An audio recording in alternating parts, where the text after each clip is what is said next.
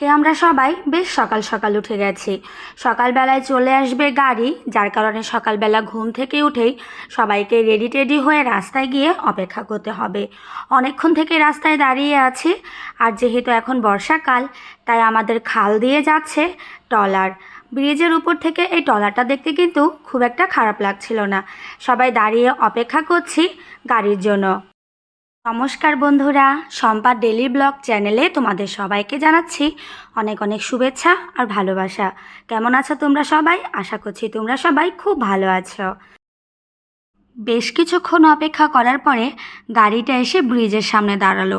আমরা অনেকক্ষণ থেকেই এই গাড়িটার জন্য অপেক্ষা করছি। এখন সবাই যার যার সিটে উঠে বসেছে। আমরা যাচ্ছি আজকে বারুদি। অনেক দিন থেকেই ইচ্ছে ছিল বারুদি যাওয়ার। যেহেতু সবাই বিয়ে উপলক্ষে একসাথে হয়েছি, তাই এই সুযোগটাকে আর হাতছাড়া করতে চাচ্ছিলাম না। সবাই মিলে আবার আজকে অনেক দিন পরে যাব বারুদি। অনেক দিন থেকেই মনটা ছুটে গেছে বারুদি যাওয়ার জন্য। নারায়ণগঞ্জ শহরে অবস্থিত এই বারুদি গ্রামটি। আমরা সবাই মিলে উঠে বসেছি গাড়িতে, আর আমাদের গাড়িটাও কিন্তু ছুটে চলছে বারুদি গ্রামের দিকে।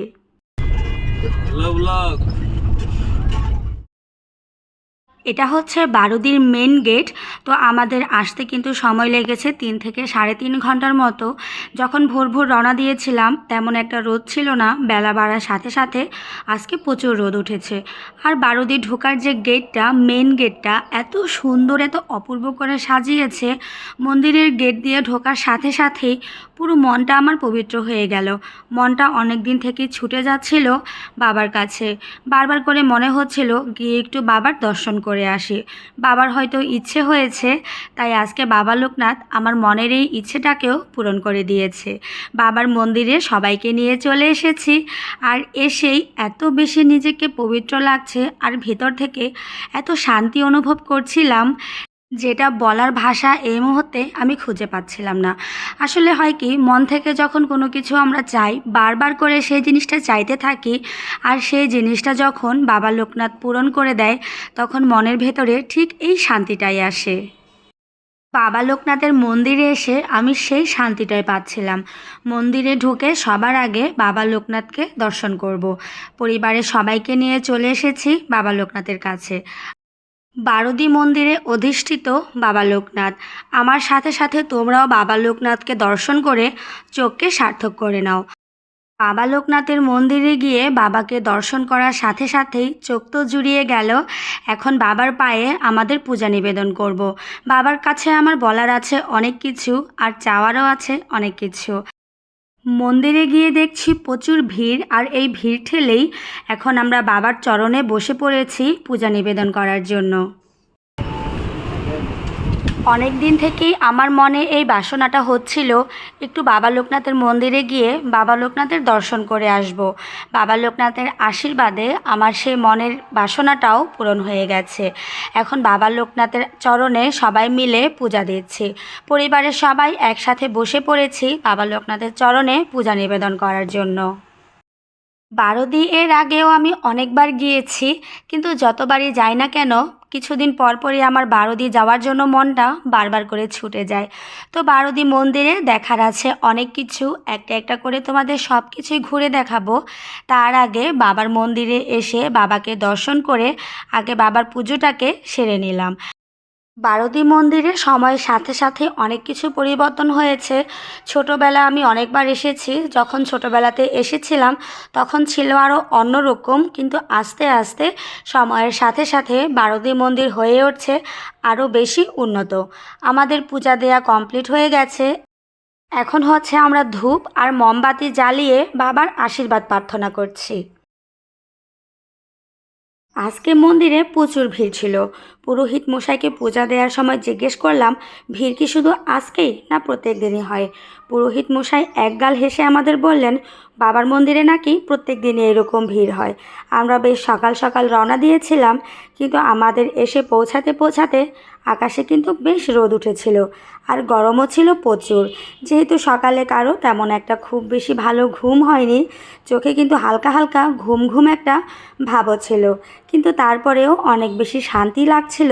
মন্দিরে এসেছি তো মন্দির হচ্ছে একটা পবিত্র জায়গা, যেখানে আসলে পরে এমনিতেই মনের সব ক্লান্তি দূর হয়ে মনে অনেক বেশি শান্তি অনুভূত হয়।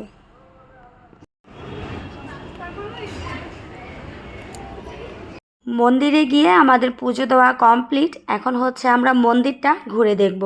বাবার মন্দিরের ঠিক পাশেই ফুলের একটা ছোট্ট বাগান। সেই ফুলের ছোট্ট বাগানে রয়েছে রং বেরঙের নানা ধরনের ফুল। আজকে মন্দিরে সবাই উপবাস থেকে এসেছি। সেই সকালবেলা ঘুম থেকে উঠে এখনও পর্যন্ত কেউ এক ফোঁটা জলমুখে দেয়নি। এখন হচ্ছে আমাদের প্রসাদ নেয়ার পালা। অনেকক্ষণ ঘোরাঘুরি করার পরে ক্ষুধাও কিন্তু লেগে গেছে প্রচুর। উপবাস থেকে বাবার মন্দিরে পূজাটা দেওয়া কমপ্লিট হয়ে গেছে। এখন হচ্ছে আমরা সবাই মিলে দুপুরের খাবারটা কমপ্লিট করব। এভাবেই সবাইকে লাইন ধরতে হয় খাবারের জন্য। সবার হাতে থাকে একটা করে টোকেন। সবাইকে টোকেনের বিনিময়ে দেয়া হবে খাবার। সবাই এখন লাইন ধরে একে একে এগিয়ে যাচ্ছি খাওয়ার জন্য। প্রচুর ক্ষুধা লেগে গেছে। আর এই যে এখানে দাঁড়িয়ে হচ্ছে সবাইকে প্রসাদ দেয়া হচ্ছে। আমি গতবার যখন গিয়েছিলাম তখন দেখেছি প্রসাদ বিক্রি করা হতো কেজি হিসেবে। 1 কেজি, 2 কেজি, 3 কেজি এভাবে কেজি হিসেবে প্রসাদ দেয়া হতো। এতে করে হতো কি, অনেক প্রসাদের কিন্তু অপচয় হতো। আর এবারের সিস্টেমটা আমার কাছে লেগেছে দারুণ। প্রসাদ হচ্ছে সবাইকে থালে থালে করে দেবে, যার যতবার ইচ্ছে যত খুশি ইচ্ছে খেতে পারে। আর এই প্রসাদটা এত অমৃত হয় কেন জানি না, যতবার খেয়েছি ততবারই এত ভালো লাগে। আসলে এই প্রসাদের কাছে সকল খাবার মনে হয় ফেল করে যাবে। তেমন কোনো কিছুই না। খাবারের থালায় থাকে মুগের ডাল সেদ্ধ, সাথে একটা কাঁচামরিচ দেবে, লবণ, আর সেই সাথে আলু সিদ্ধ, গরম ভাত। এই খাবারটা এত অমৃত যেটা তোমাদের বলে বোঝাতে পারবো না। দুপুরের খাবার নিয়ে আমরা সবাই 2টা টেবিলে বসে পড়েছি। বাবা লোকনাথের মন্দিরে এসেছিলাম সারাদিন উপবাস থেকে। আর উপবাস থাকার পরে বাবার মন্দিরে পুজোটা কমপ্লিট করে নিয়েছি। এখন হচ্ছে এইখান থেকে দুপুরে আমরা প্রসাদও খেয়েছি। প্রসাদ খাওয়ার পরে এখন আমরা মন্দির প্রাঙ্গণটা ঘুরে ঘুরে দেখব। মন্দিরটা অনেক বড় জায়গা নিয়ে। আর এই মন্দিরে শুধু বাবা লোকনাথের মন্দির নয়, সেই সাথে রয়েছে আরও অনেক মন্দির। এই পাশে রয়েছে কৃষ্ণ মন্দির। আর কৃষ্ণ মন্দিরের সাথেই গড়ে ওঠা হয়েছে একনাম কীর্তনের জন্য বিশাল এক মঞ্চ, যেইখানে একনাম কীর্তন হয়। আর এগুলো হচ্ছে বাবা লোকনাথের এক একটা সময়ের এক একটা স্মৃতি। সিদ্ধিযোগের পরে বাবা লোকনাথের একবার দেশ ভ্রমণের ইচ্ছে জাগলো। তিনি বেরিয়ে পড়লেন দেশ ভ্রমণের জন্য। দেশ ভ্রমণে বেরিয়ে তিনি হাঁটতে হাঁটতে চলে গেলেন কাবুলে।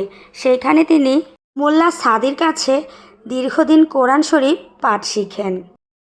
বাবা লোকনাথ যখন হিমালয়ে বরফের নিচে নিজেকে আবৃত রেখে সাধনা করছিলেন, তখন বেণী মাধব আর তৈলাঙ্গ গোস্বামী বাবা লোকনাথের সাথে হিমালয়ে দর্শন করেন।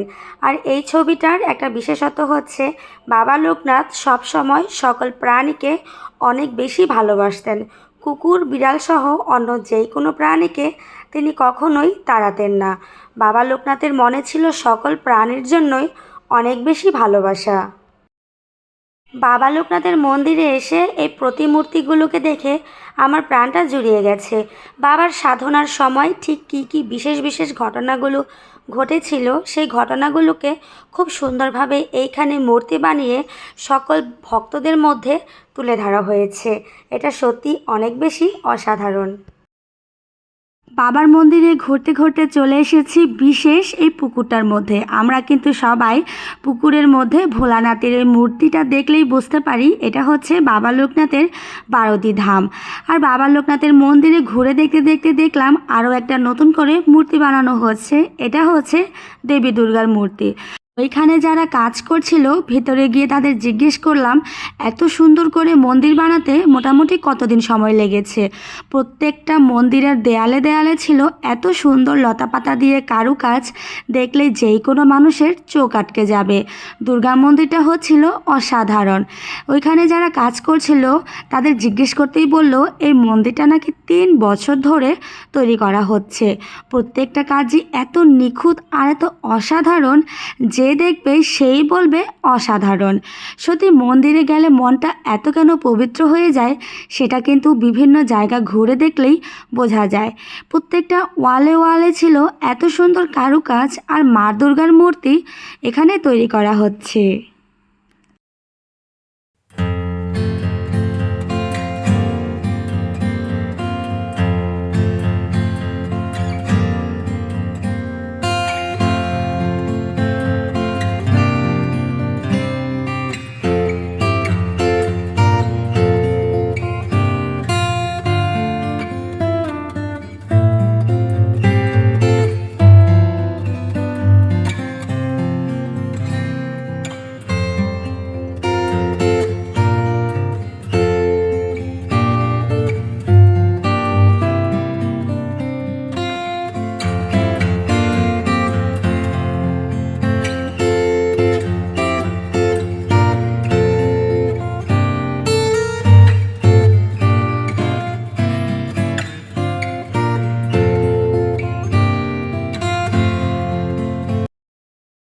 বিভিন্ন রঙের নাম জানা না জানা নানা রকমের ফুল গাছ আর হালকা হালকা বাতাস গায়ে এসে লাগছিল। আমার কিন্তু পরিবেশটা ভালো লাগছিল। আর আজকে মন্দিরে প্রথমেই বলেছিলাম প্রচুর ভিড়, কিন্তু ভিড় ঠেলে এভাবে পুরো মন্দিরটা ঘুরে দেখার মধ্যেও একটা বিশেষ মজা আছে। এখন আমরা গিয়েছি মন্দিরের পেছন দিকে, মানে যে দিকটাতে আছে শ্মশান। তো শ্মশানের কাছেও আছে বেশ কিছু মন্দির। এই যেমন ধরো প্রথমেই শ্মশানে ঢোকার পরেই তোমরা দেখবে বাবা ভোলানাথের মন্দির। বাবা ভোলানাথের মন্দিরের পাশেই রয়েছে মা কালীর মন্দির। আর প্রত্যেকটা জিনিসই এত অপূর্ব করেছে, অনেক উন্নত হয়েছে মন্দির প্রাঙ্গণ। এই হচ্ছে শ্রী শ্রী মহাশ্মশান বারোদি সোনারগাঁও নারায়ণগঞ্জ, যেখানেও রয়েছে বাবা লোকনাথের একটা প্রতিমূর্তি। মন্দিরের বেশ পিছনে যেহেতু শ্মশান রয়েছে, তাই শ্মশানের মধ্যে আছে মা কালী আর বাবা ভোলানাথের মন্দির। বাবা ভোলানাথের মন্দিরের সামনে ধুতরা ফুল গাছ থাকবে, এটাই স্বাভাবিক। বেশ বড়সড় একটা ধুতরা ফুল, আর ধুতরা ফুলটা মনে হচ্ছিল সকালেই ফুটেছে। তো এবার নতুন করে এসে দেখলাম এখানে আবার একটা ঘাট তৈরি হচ্ছে। বাবা ভোলানাথের মন্দিরের সাথেই রয়েছে মা কালীর মন্দির। মা কালী মন্দিরের এই পুরোহিতরা কিছু লোকের হাত দেখছিল। হাত দেখাতে বা ভবিষ্যৎ জানার ইচ্ছে কম বেশি কিন্তু সবারই আছে। আমারও ভীষণ ইচ্ছে করছিল একটু হাত দেখাই, কিন্তু তোমাদের দাদার নিষেধে সেটা আর হয়নি। আর তার পাশে রয়েছে একটা শিবলিঙ্গ। শিবলিঙ্গতে এইখানে কি সুন্দর করে পূজা দিচ্ছে, নানান রকমের ফুল দিয়ে কি সুন্দর করে সাজিয়ে দিচ্ছে। মন্দিরের সামনের দিকটাতে রয়েছে বেশ কিছু দোকান। সেখানে ছোট ছোট বাচ্চাদের খেলনা আর মেয়েদেরও টুকিটাকি অনেক গহনা টহনা বিক্রি করে। আমার উৎস তো এত খেলনা পেয়ে ভীষণ খুশি, কোনটা ছেড়ে কোনটা নেবে। অবশেষে আমার উৎস হাত ভর্তি করে নিয়ে নিয়েছে খেলনাগুলো। আর এখন আমরা বসে আছি একটা খুব পুরাতন বটগাছের নিচে। বটগাছের নিচে বসতেই বেশ ঠান্ডা লাগছিল। মন্দিরে ঢোকার আগেই, মানে মেন গেট দিয়ে ঢোকার বেশ কিছুটা আগেই ওইখানে থাকে অনেক অনেক অনেক ধরনের দোকান। এই যেমন ধরো গতবার যখন গিয়েছিলাম, গিয়ে দেখেছি মাত্র একটা ট্যাটুর দোকান, আর এবার গিয়ে দেখছি একটা না মোটামুটি 7টা থেকে 8টার মতো ট্যাটুর দোকান হয়েছে। আমার তো ভীষণ ইচ্ছে করছিল একটু ট্যাটু বানাই, কিন্তু তোমাদের দাদা আমাকে সেটাও করতে দিল না। ট্যাটু করতে না দিলেও তেমন কোনো আক্ষেপ নেই, ঘুরে কিন্তু আমার দারুণ ভালো লেগেছে। বিকেলের পর থেকে বেশ একটা বাতাসও ছাড়ছিল, আর এই গরমের মধ্যে এই ঠান্ডা বাতাসটা আরও বেশি ভালো লাগছিল।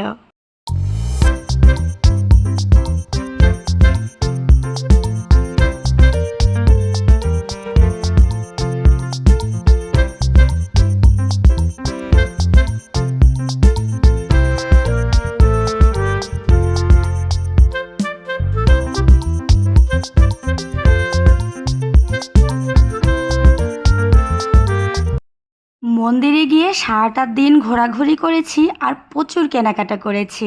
এখন কিন্তু অলরেডি বিকেল হয়ে গেছে, আমাদের এবার বাড়ি ফিরতে হবে। আমরা আবার গাড়িতে উঠে বসেছি আর গাড়িতে ওঠার সাথে সাথেই গাড়িটা চলতে শুরু করেছে। আর দেখতে দেখতে আমার ব্লগটাও অনেক বেশি বড় হয়ে যাচ্ছে। ব্লগটা আমি এখানেই শেষ করে দিচ্ছি। তোমাদের যদি আমার এই ব্লগটা ভালো লেগে থাকে তাহলে একটা লাইক আর কমেন্ট করে দিও। সেই সাথে আমার চ্যানেলে একটা সাবস্ক্রাইব করে দিয়ে আমার চ্যানেলের পাশে থেকো। ধন্যবাদ তোমাদের সবাইকে আমার সম্পূর্ণ ব্লগটি দেখার জন্য। আর যেতে যেতে রাস্তার দৃশ্যটাও তোমাদের সাথে শেয়ার করছি। আমার কাছে কিন্তু দূরে কোথাও বেড়াতে গেলে রাস্তার দৃশ্যগুলো দারুণ লাগে।